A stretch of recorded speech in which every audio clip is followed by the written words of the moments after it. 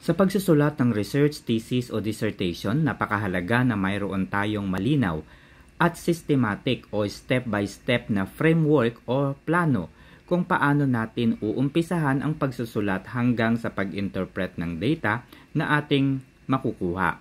Importante din na malinaw ang nakalagay sa ating methodology upang ma-execute natin ng tama ang ginagawa nating pananaliksik o pag-aaral. Kung ano ba ang gagamitin nating research design upang malaman kung paano natin isasagawa ang ating research.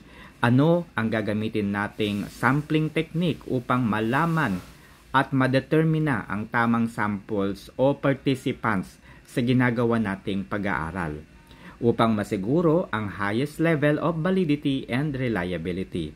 Paano natin malalaman ang tamang bilang ng mga sample participants na magiging kasama sa ating ginagawang pag-aaral?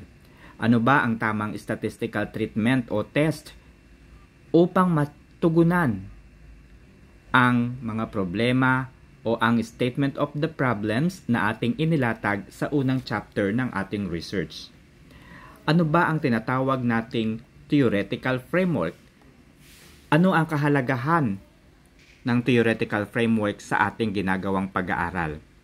Ano naman ang conceptual paradigm o conceptual framework?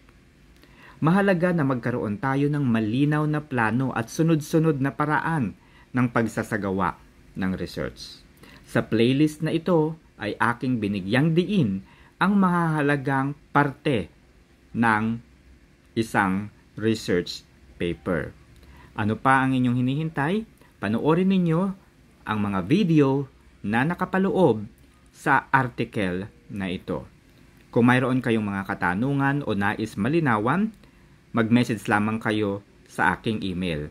Nasa description ng video na ito. Maraming salamat.